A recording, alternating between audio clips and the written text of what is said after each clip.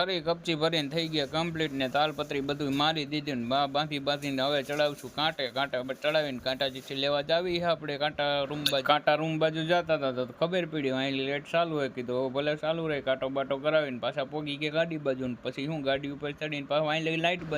light બંધ કરીને આપણે નીકળી ગયા નવા રિંગ રોડ ઉપર એટલે આપણે જવાનું છે ગટકા તો અહીંથી જવાય નવા રિંગ રોડ કારીપેટ ચોકડીએથી એટલે આપણે અહીંથી જવા દીધી ગટકા બાજુ અને પછી તો કારીપેટ ચોકડીએ ટર્ન માર્યો તો નકરા ખાડા જ દેખાય રોડ તો હવે ઓછો જ દેખાય ને પછી તો શું મારી દીધો ગટકા બાજુ